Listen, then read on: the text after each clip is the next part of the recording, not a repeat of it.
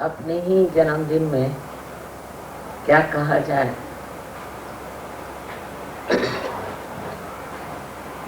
जो उम्मीद नहीं थी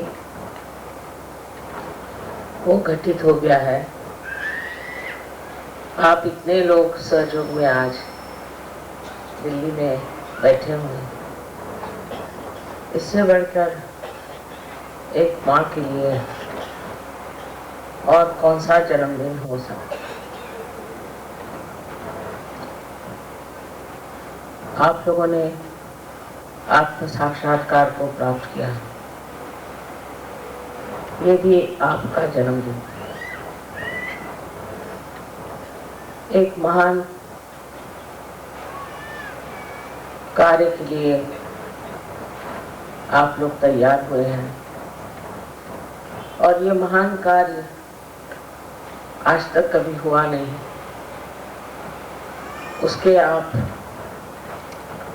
संचालक हैं।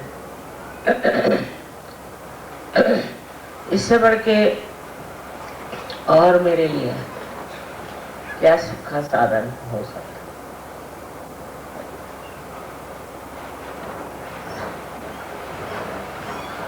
कभी सोचा भी नहीं था कि अपने जीवन में ही इतने आत्म साक्षात्कारी जीवों के दर्शन हो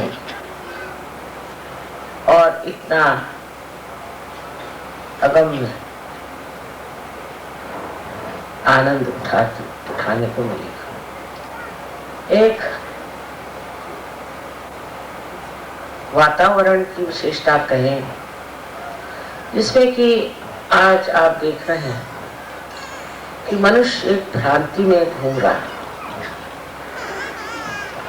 एक तरफ विदेश की ओर नजर करने पे ये समझ में आता है कि ये लोग एकदम ही भटक गए,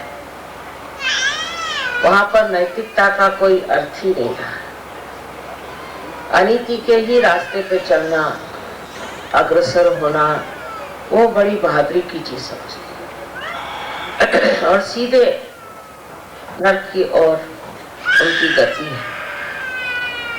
इस गतिमान प्रवृत्ति को रोकना बहुत कठिन काम, लेकिन वहां भी ऐसे अनेक हीरे थे कि जिन्होंने सोचा कि ये क्या जीवन हमारा है। दूसरी तरफ हम जब देखते हैं तो पूरी तरह से कठिन परिस्थितियां बनाई गई हैं मनुष्य के लिए कि आप अपने जीवन को एक कठिन बंधन से बांध लें कि हम धार्मिक हैं, और अगर आप धर्म नहीं करेंगे तो आपके हाथ काट देंगे, आपके आंख निकाल देंगे, आपको जमीन में गाड़ देंगे। ये अतिशयता हो गई। और इसके साथ साथ दूसरी तरफ जैसे मैंने बताया कि बहकाव की भी अतिशयता है। दोनों तरफ अतिशयता है। आपको समाधान करना चाहिए कि आप इस भारतवर्ष में पैदा हुए, जिसकी संस्कृति जो है वो संतुलित है। हमें इतना बताया नहीं गया है धर्म के बारे में, किसी ने खास चर्चा भी न की, लेकिन अधिकतर हिंदुस्तानी आदमी अधर्म में नहीं था, अधिकतर। ये दूसरी बात है, उसके पास कर पैसा आ जाए बहुत, उसका दिमाग खराब हो जाए, या वो राजकारण में चला जाए, या और कोई इसी तरह की चीज को प्राप्त कर ले, तो हो सकता है कि उसको ये बहकाव मिल जाए। पर उसमें भी खुले आम कोई गलत काम करने की हिम्मत है, क्योंकि समाज इतना जबरदस्त कि उसे खींचे। इसलिए आपसे आज मैं जो बात कहने वाली हूँ वो ये है कि एक अपने देश की जो संस्कृति इतनी ऊंची अब भी मानी जाती है और अब भी अपने यहाँ लोग नैतिकता का स्तर मानते हैं।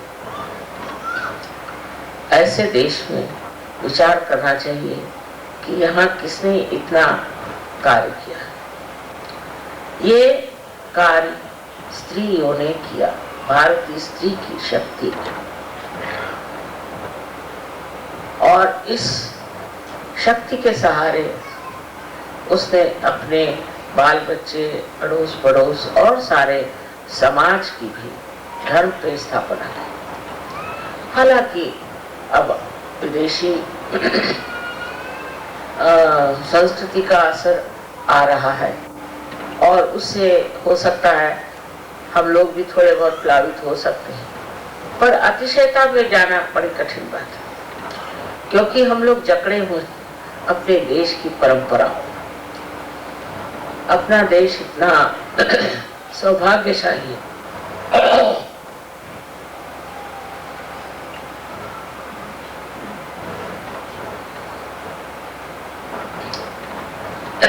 कि यहाँ पर एक से एक महात्मा हो गए, नए संत हो गए, इतने यहाँ पर अवतरण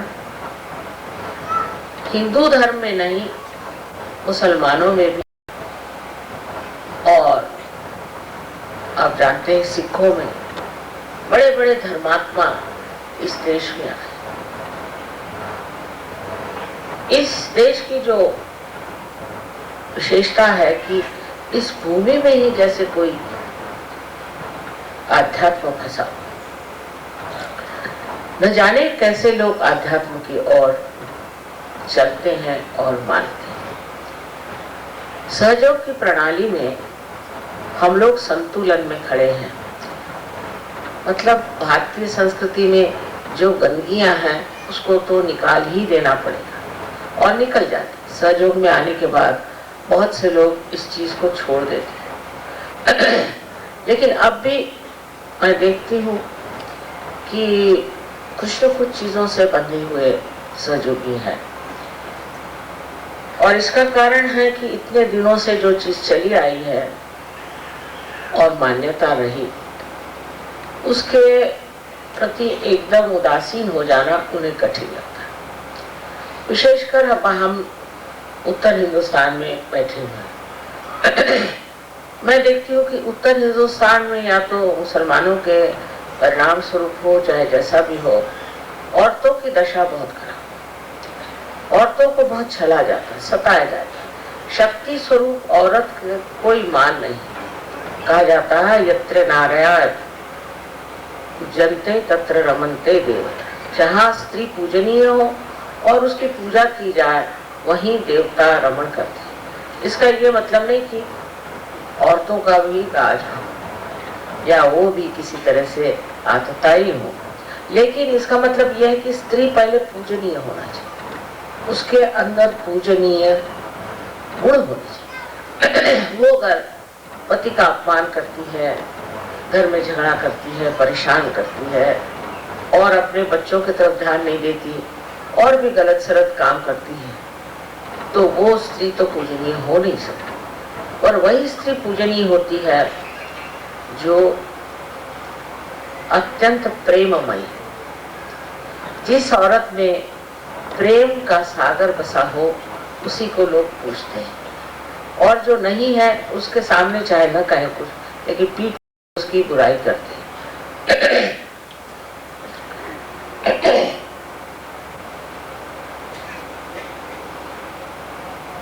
हमारे यहाँ स्त्री को शक्ति माना जाता, पर शक्ति जैसे ये आप इतने यहाँ पर बिजली देख, बिजली का क्या कहना चाहिए, प्रदर्शन देख रहे हैं, ये स्वयं शक्ति नहीं, शक्ति तो कहीं और से आ रही है और यहाँ इसका सिर्फ प्रदर्शन मात्र है।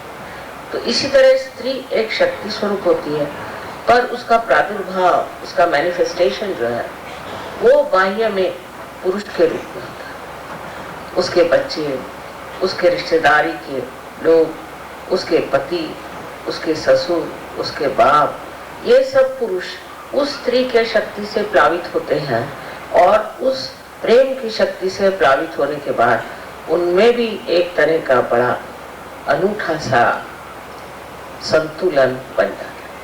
पर जहां पर यह स्थिति नहीं होती, जहां पर घर की माँ और घर की स्त्री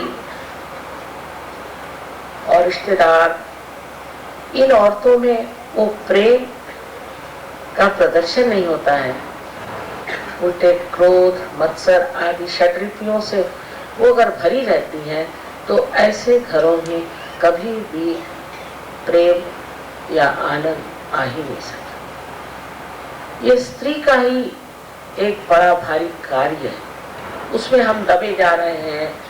ये क्या जो शक्ति आज कहाँ से आ रही है, वो अपने को सोचती क्या कि मैं दबे जा रही हूँ, वो तो ये सोचती है कि ये प्रकाश, ये ना मेरा कर्तव्य कार्य है और उसे मैं कर और खुशी खुशी सारा काम। इस समझ को आना जरूरी है। हालांकि औरतों को इतना दबाया गया है इस समझ के कारण, इतनी उनकी अवहेलना करी है कि एक दूसरी चीज खड़ी हो रही है जो कहती है समाज में कि नहीं, ये औरतों का दबाव हम चलने नहीं देंगे, हम पुरुषों को ठिकाने लगा देंगे, उनसे हम हर चीज में लड़ेंगे, उनको हम बिल्कुल बेकार कर देंगे।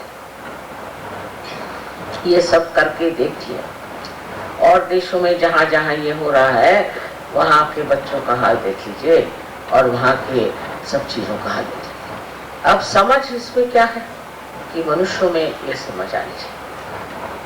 मनुष्य में ये समझ सिर्फ स्त्री में ही नहीं पर पुरुषों में आनी चाहिए। ये पुरुषों को सोच लेना चाहिए कि हमारी स्त्री जो है ये स्वयं साक्षात लक्ष्मी स्वरूप है और उसका मान हमें रखना चाहिए।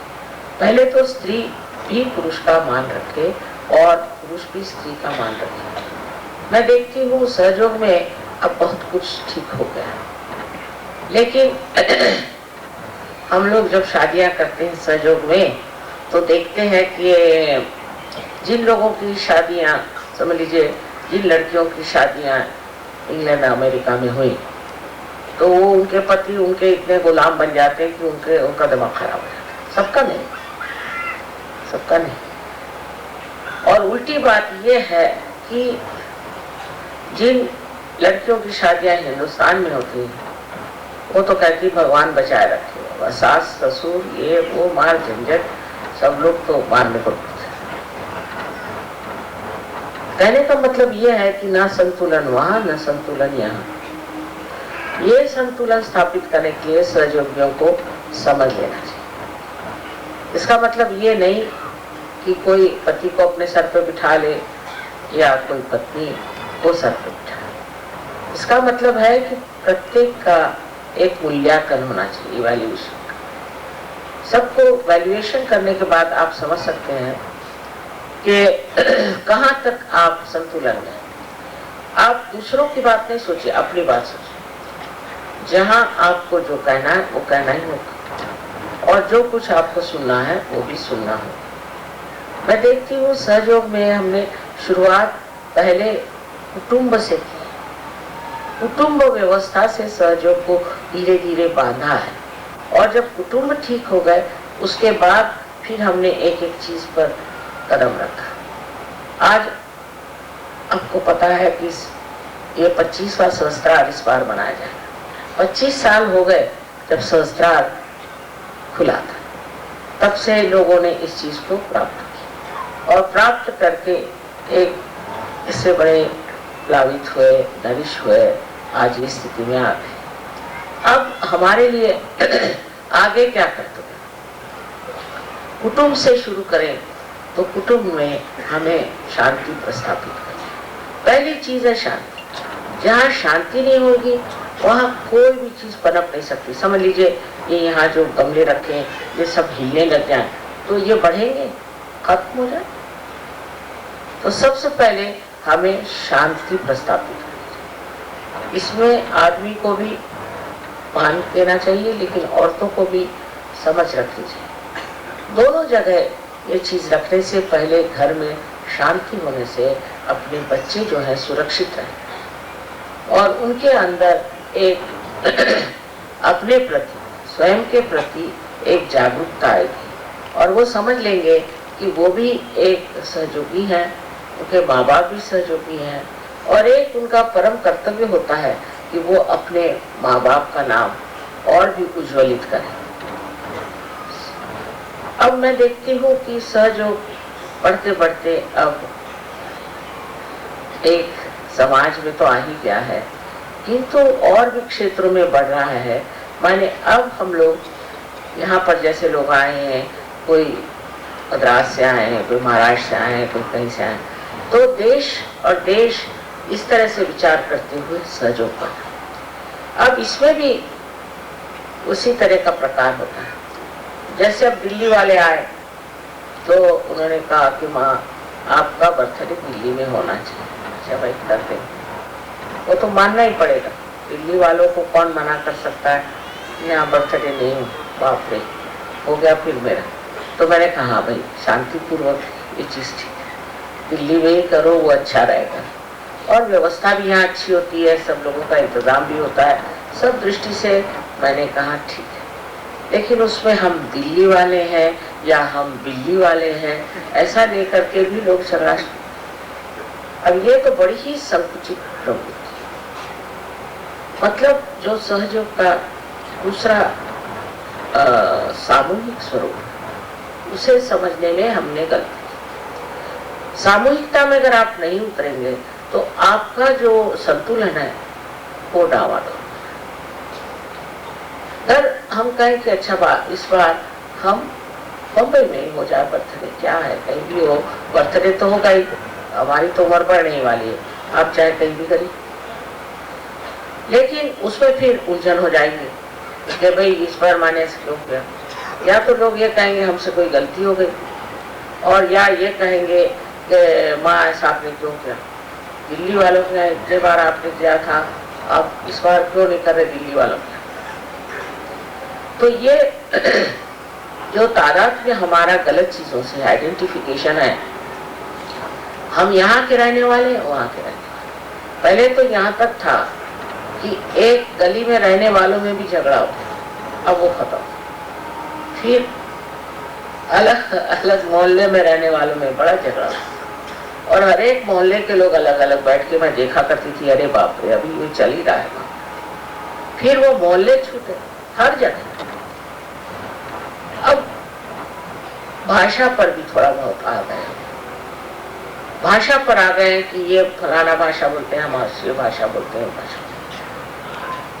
हमें तो अपनी पहले सबसे अच्छी बात यह है कि हमारे देश की जो भाषा है वो तो सीख लेनी चाहिए, चाहे आप हिंदू हो, मुसलमान हो, चाहे मराठी हो, चाहे अंग्रेजी हो, चाहे पहले आपको हिंदी भाषा आनी चाहिए। सहयोग में अब मैं आपकी ऑफिशियल भाषा में कैसे बोल सकता और आपसे वार्तालाप कैसे होगा। तो जो भाषा माँ को आती है, हिंदी मेरे समझ में मैंने कभी सीखी नहीं, पढ़ी नहीं, पर हिंदी भाषा का हमेशा मुझे बड़ा मान रहा और इसलिए हिंदी भाषा मुझे आती है। इसलिए आप लोग सब अगर हिंदी भाषा सीखें तो सहयोग पे बड़ी मेहरबानी हो जाएगी और इससे आपका भी लाभ हो जाएगा। बहुत से लोग हिंदी सीख गए मेरी टेप सुन करके बाहर, प्रदेश के लोग जो हैं वो बड़े जोर से चिपक जाते हैं किसी चीज में, वो लोग हिंदी बोलने लग गए। और हमारे यहाँ अब भी ऐसे लोग हैं कहते हैं माँ हिंदी में भाषण मत दो, आपको चाहिए तो तमिल में दो या तेलुगु में दो। मुझे नहीं आती ना तमिल तेलुगु। अब मैं क्या, इसलिए ये भी जो हमारे अंदर भिन्न भिन्न भेद है, इनको बिल्कुल खत्म कर देना चाहिए। जातीयता के भेद तो है ही हमारे अंदर पहले ही से बसे हुए हैं।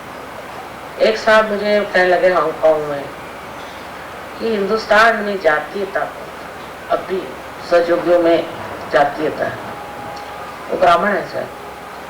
मैंने कहा अच्छा बताइए, क्या आप किसी हरिजन से शादी करेंगे? घबरा हरिजन से? अभी हरि के जन है ना, उनसे शादी करने में क्या, हरिजन से नहीं कर। तो पहले बाकी सब लोगों में हो जाए, फिर धीरे धीरे हरिजन को भी मान लें। लेकिन परदेश में ये झगड़ा ही नहीं। कितनी हरिजन लड़कियों की शादियां मैंने बाहर करा दी, और लड़कों को भी। उनको पता ही नहीं कि ऐसी जाति पाति करके कोई चीज होती है, कोई हरिजन होता है और कोई, अब नहीं कहेंगे कोई क्या। इस प्रकार हमारे अंदर इतनी भिन्नता का स्वभाव है। हम भिन्न है, वो भिन्न है, वो। अब भिन्नता भी आवश्यक चीज है, ये नहीं। परमात्मा ने हरेक को भिन्न भिन्न बनाया। हरेक की शक्ल अगर एक बनाते तो कोई किसी को पहचान नहीं पाता है। जैसे कोई आपने आर्मी खड़ी कर दी, इसी तरह से सबकी शक्ल हो जाती। तो भगवान ने एक पत्ता दूसरे से नहीं मिलता है, ऐसा पत्ता बनाया है कि ये पत्ता आप कहीं दुनिया में जाके ढूंढे तो एग्जैक्टली सेम नहीं हो सकता। पता ही, ये उसकी कमाल है। और अगर ये सोचने लग जाए कि ये भिन्नता ही हमारी विशेषता है, तो फिर आप पत्ते के लेवल पर हैं, उससे आप उठे, उसको उससे उठकर देखिए तो आप समझ जाएंगे कि आप जो है वो एक विशेष व्यक्ति, योगी जन, जिनकी की जात पात कुछ नहीं। शास्त्रों में लिखा है सन्यासी की जात पात नहीं। जब सन्यासी हो गए आप क्या रह गए, अंदर से छूट गए सो सन्यासी, तो आपकी जात पात कैसे रहे? इसका बड़ा विरोध करना चाहिए। जात पात का बहुत ही विरोध करना चाहिए और सिर्फ गुण ग्राहकता होनी चाहिए कि किसमें क्या गुण है, उसको पाना चाहिए और उसको समझना चाहिए। इस एक मर्यादा से जब हम गुजर जाते हैं तब फिर देश विदेश से हमारा संबंध आता है। अब मैं आपसे क्या बताऊं कि परदेश में मैंने जो लोग देखे हैं उनमें बहुत ज्यादा यांत्रिक लोग हैं। यांत्रिक, यंत्र को विश्वास है और साइंस में विश्वास है, पढ़े लिखे, लेकिन सहज में जब वो उतरे तो जैसे कोई प्रेम सागर में ही उतर गए हो, उसकी डुबकियां लगा रहे। अब यहाँ पर आप देखिए कि 500 आदमी बाहर से आए, इतना नितांत उनका प्यार है मेरे साथ, क्योंकि कहते कि जब हम बस सोचते कि हमें आपसे प्यार है तो ऐसा लगता है कि चारों तरफ से हमें प्रेम और आनंद के सागर में घेर दिया। अब कल देखिए उनको कुछ समझ में नहीं आ रहा था कब आए, और आनंद की लहरियों से वो भरे हुए।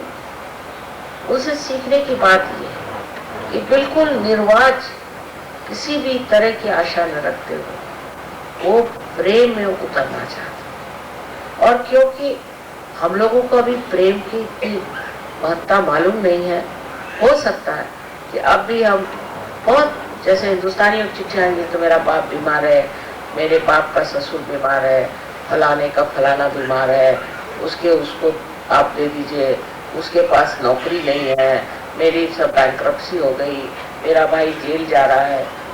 सब यही बात है। यहाँ तक कि वो सोचते हैं कि एक तरह मेरे ऊपर एक अधिकार है क्योंकि मैं भी एक हिंदुस्तान में पैदा हुई हूँ और आप लोग हिंदुस्तान। और ये बड़ी निम्न चीज है, इसको मांगने की जरूरत ही नहीं अगर आप सजो। ये अपने आप घटित हो सकता है, ये विश्वास परदेशी लोग।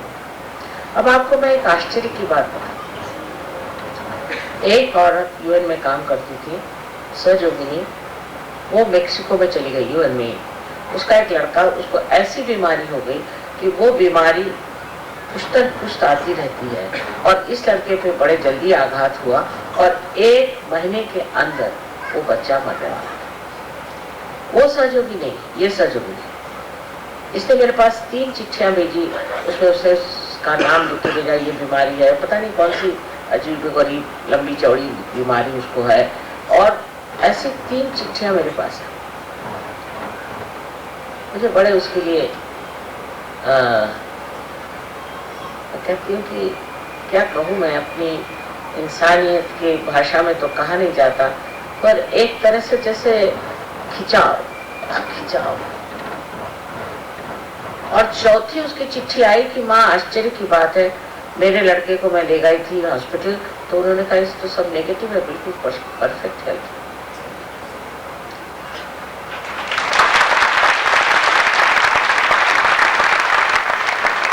और हिंदुस्तानियों का ऐसा नहीं, एक बार माँ से मुझे मिला दो, अगर माँ मेरे बच्चे को ठीक करेगी तो वो ठीक होगा। माँ के खोपड़ी पे लादे बगैर वो सोचती नहीं कि उसका बच्चा ठीक है। कितना बड़ा फर्क है। वो मेक्सिको में बैठी हुई, मैं उसका क्या इलाज कर सकती, मैं बस आपको प्रार्थना कर रही हूँ और आपके पास मैं चिट्ठी भेज रही हूँ, ये उसको दूंगा बस। अब ये श्रद्धा की जो बात है, प्रेम जब श्रद्धा में हो जाता है, श्रद्धा में अंधश्रद्धा से मतलब नहीं, आपको अनुभव है मेरा, आप जानते हैं मुझे, कोई नई बात नहीं। वो अगर श्रद्धा में हो जाए तो कैसे काम बनते हैं ये समझने वाली बात है। और अगर श्रद्धा न हो, सिर्फ हम तो माँ को बहुत मानते हैं,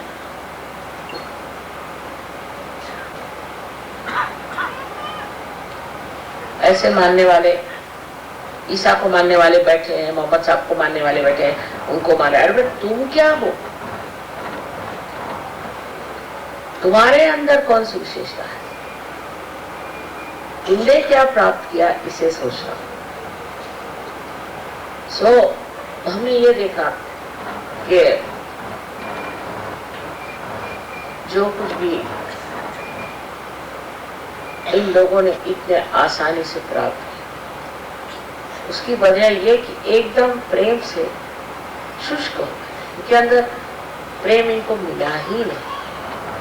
और जब प्रेम नहीं मिला तो जैसे ही उनको प्यार मिला तो एकदम उसकी और वो बिल्कुल पूरी तरह से आकर्षित हो गए। और उस प्रेम को पाने के लिए उनको दुनिया कोई चीज नहीं चाहिए, कोई चीज नहीं। अब आते हैं गणपतिपुरे में हिंदुस्तानियों की शिकायत पर, खाना अच्छा नहीं, मद्रासी कहेगा कि मुझे खाना पसंद नहीं, तो लखनऊ वाले कहेंगे एक साथ क्या खाना बनाते हैं। सबके खाने के शौक उनके बीवियों ने ऐसे बिगाड़ रखे हैं कि उनको कोई खाना नहीं पसंद। अब इस हिंदुस्तान में कौन सा एक खाना बताइए जो बनाने से लोग खुश हो। इनको ये पसंद नहीं, उनको वो पसंद नहीं, तो उनको वो पसंद। और ये कभी नहीं कहेंगे कि खाना अच्छा नहीं, हालांकि पहले बहुत खराब खाना होता था, अब जरा बहुत कहना चाहिए अच्छा हो गया। पर कभी इन लोगों ने ये नहीं कहा कि माँ खाना अच्छा है। अब बाथरूम के लिए भी बड़ी अजीब सी बात है कि मैंने हिंदुस्तानियों ने कहा कि माँ ये हमें बाथरूम पसंद नहीं है, तो इंडियन स्टाइल है, हमें तो वेस्टर्न स्टाइल चाहिए। और वेस्टर्न वाले बोलते कि नहीं हमको तो इंडियन स्टाइल चाहिए, बड़ी साफ चीज। अब मेरी समझ में आप क्या करें, इंडियन के लिए बनाए और उनके लिए बनाए। तो मैंने ये कहा अच्छा ठीक है, इंडियन वालों को फॉरेनर्स के साइड में रख दो, फॉरेनर्स को इंडियन साइड में रख दो। पर हम लोग बड़े डिमांडिंग है कि सर हर समय ये चीज नहीं ठीक, वो नहीं चीज ठीक, ये ठीक कर दो, वो ठीक कर दो। कितनों के घर में अटैच्ड बात हो रही है बताएं। लेकिन इसमें हम लोग अपने सोचते हैं कि हम ऊंचे हो गए इस तरह के डिमांड्स करते हैं। और इन लोगों से पूछो तो कहते हैं कि माँ शरीर का जो आराम है बहुत उठा लिया, उन्होंने जो बहुत उठा लिया शरीर का आराम, अब आत्मा का आराम, शरीर का आराम नहीं चाहिए। जो कि हमने उठाया नहीं वही हम सजोग में पूछते हैं कि हमें शरीर का भी आराम है। इसमें आपसे कहने से फिर आप वही करेंगे, माने का शरीर का आराम, तो चलो हम जमीन पर सोएंगे, ये नहीं मेरा मतलब, ये मतलब नहीं। मतलब ये है कि ये सोचना चाहिए कि हमें अब आत्मा का कार्य करना है, आत्मा को संतोष में रखना है। जितना हम शारीरिक चीजों के बारे में सोचेंगे उतना ही हमारा आत्मा दुखी हो जाएगा, उसका प्रकाश उतना ही कम। और जितना ही हम बाहर के लोगों के लिए, दूसरे लोगों के लिए, वातावरण के लिए, हर चीज के लिए जब हम सोचेंगे उतने ही हम बढ़ते जाएंगे, आत्मा का प्रकाश बढ़ता जाएगा। और उसमें आपको हैरानी होगी कि आप अपने को पाइएगा कि आप बिल्कुल विश्व के एक नागरिक हो गए। आपके अंदर विश्व जैसे समा। अब बहुत से लोग मुझे कहते हैं माँ आपको हर एक चीज कैसे याद रहती, आप जैसे अब ये देखिए, इसको देखिए, बस होगा चित्र सब आप चित्र से मेरे हृदय। ये कैसे होता है? क्योंकि मैं अपने अंदर हूं ही नहीं, सब बाहर ही हूं। मैं सोचती भी नहीं अपने बारे में, कुछ विचार ही नहीं करती, मतलब और करने की मेरे अंदर वो शक्ति नहीं, तरीका ही नहीं कि अपने बारे में सोचती बैठी रहूं। कभी मेरे साथ किसने क्या किया, मेरे साथ किसने क्या जाती करी हो कैसे। लेकिन जो कुछ भी बाह्य में है सब, इसमें जब आप अपने आत्मा का प्रकाश देखेंगे तब आप में विश्व की पूर्ण कल्पना हो जाए। कोई पहाड़ी है, वहां चले गए, पहाड़ी में भी अपना आत्मा का प्रकाश, हर एक चीज।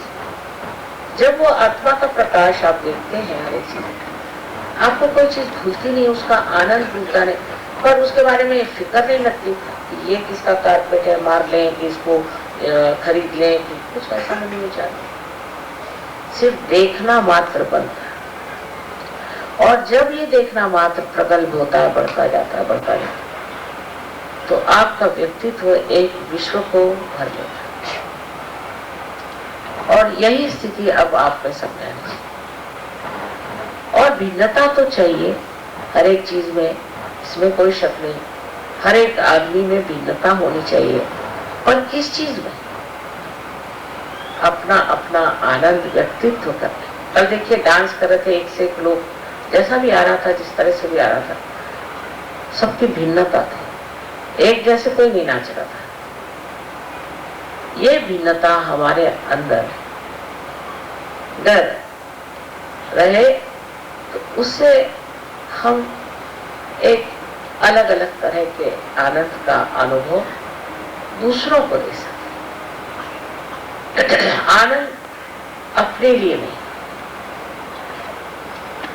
हम दूसरों को कितना आराम दे सकते हैं, दूसरों को हम कितना आनंद दे सकते हैं, दूसरों में हम कितना प्रकाश ला सकते हैं, इसका विचार हमेशा रहना चाहिए। कभी कभी, मैं नहीं कहती सब, पर कभी कभी हिंदुस्तानी भी लिखते हैं कि माँ मेरी प्रगति कराइए, मैं चाहता हूँ कि मैं इस चीजों से हट करके ऊंचा हो जाऊं। क्योंकि जो भी चिट्ठी लिखते हैं अधिकतर वो सब बेकार की चीजें, ये बीमार है, वो बीमार है, ऐसा है, वैसा। और कोई कोई बहुत प्यारी चिट्ठियां लिखता है और उससे बिल्कुल मैं गदगद हो जाती कि इन्होंने अपना मार्ग ढूंढ लिया है, इन्होंने देख लिया इन्हें कहाँ जाना है, अपने मंजिल को इन्होंने पहचान लिया। बस इससे ज्यादा मुझे कुछ नहीं, ये मैं देखती रहूं और उसको आत्मसात करती रहूं। पर चाहत ऐसी नहीं है किसी चीज की जो कि आप कह सकते, क्योंकि जो चीज हमेशा बढ़ रही है क्षितिज के जैसे, होराइजन के जैसे, उसके लिए आप कैसे कह सकते हैं आपकी क्या चाहत है? आपका जीवन इसी तरह से अत्यंत सुंदर हो जाए, अत्यंत सुगंधित और सबको आह्लाद देने वाला, सबको आनंद देने वाला हो जाए, यही मैं चाहता। जिस दिन ये विचार आ जाए, आप लोग कभी कभी राजकारण भी करते हैं, कुछ करते हैं, कोई जरूरत नहीं। सहयोग में आपको पैसा कमाना नहीं, आपको कोई पोजीशन लेनी नहीं, कुछ नहीं। इसमें आपको अपनी प्रतिष्ठा ही पानी है, जिस प्रतिष्ठा में आप एक विश्व के जानने वाले, विश्व में उतरने वाले, विश्व की परवाह करने वाले, उनकी तकलीफ और परेशानियों को दूर करने वाले और सबको ज्ञान देने वाले ऐसे महान महान वृक्ष हो सकते हैं। और मेरा यही आशीर्वाद है कि सब लोग इसी तरह से अपने को बढ़ाएं, अपनी और नजर करके देखिए कि क्या मैं किस तरह से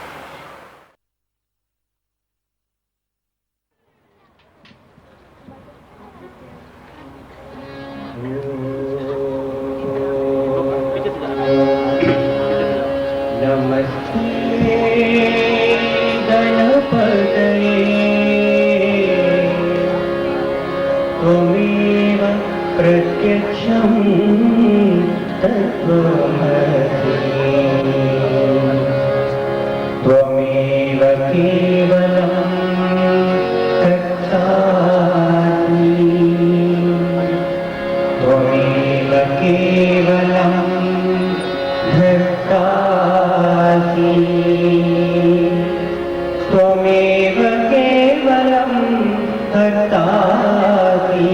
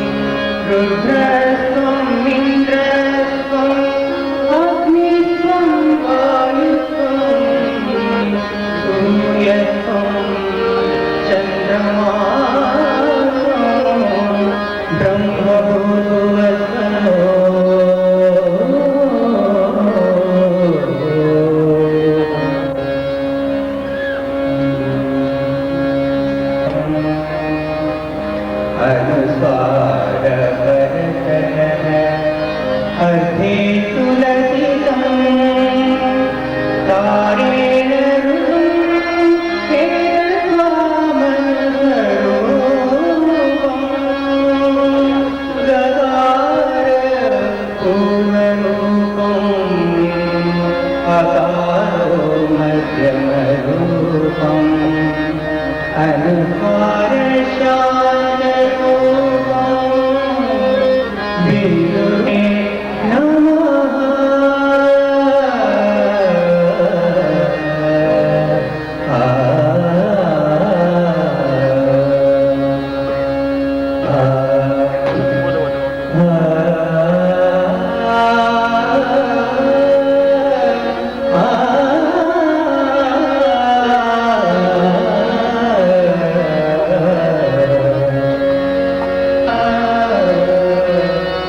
एकदन्तं चतुर्हस्तं पाशाकुशधारिणं प्रदं च वरदं हस्ते बिभ्राणं मूषकध्वजं रक्तं लम्बोदरं शुककर्णकं रक्तवाससं रक्तगन्धानुलिप्ताकम्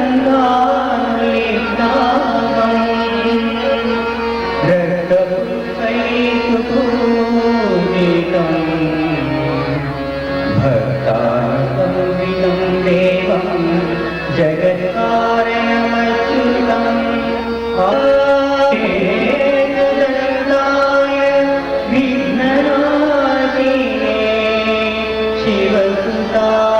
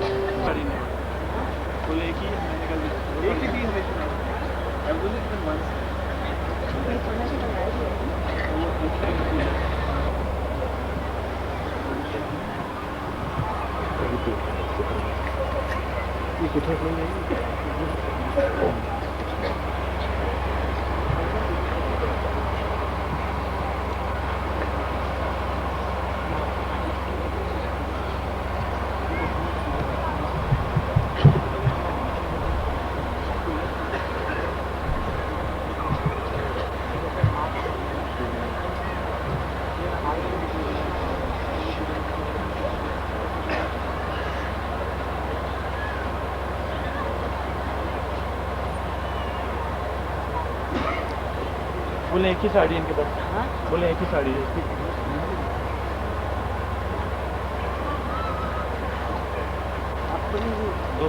ओनली नेशनल इंडिया की साड़ी दी थी।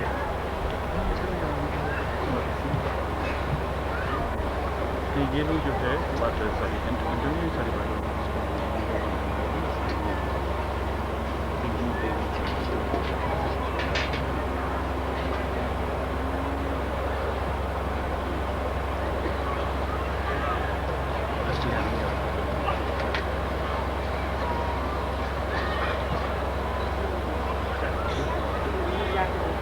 जी सर। करना पड़ेगा। एक मिनट रुकें आप।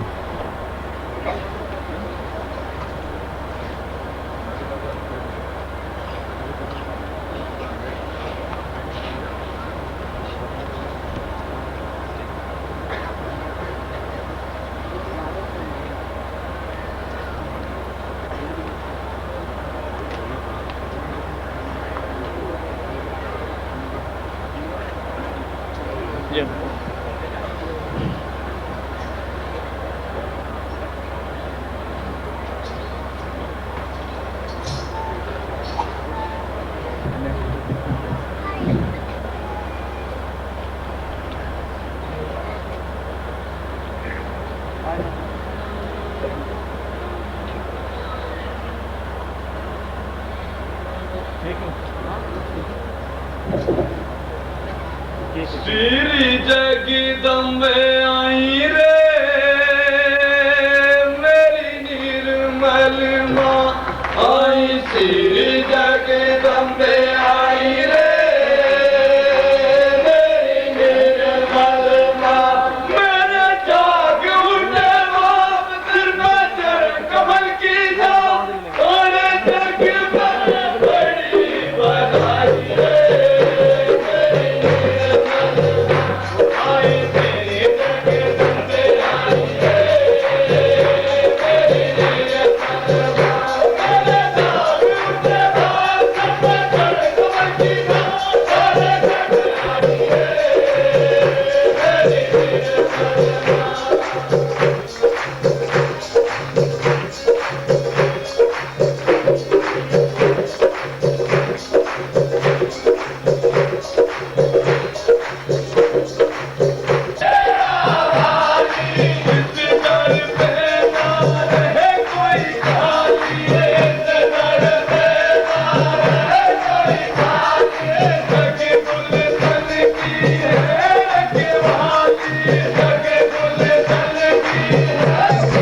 जगदम्बे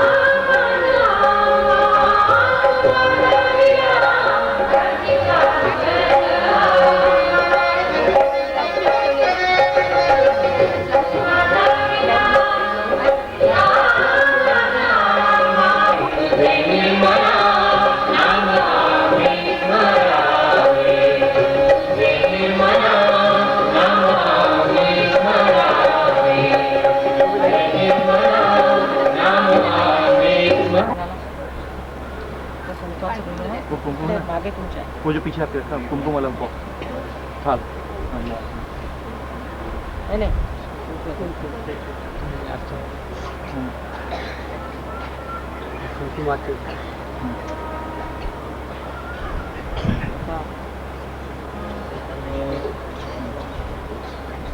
विश्ववंदिता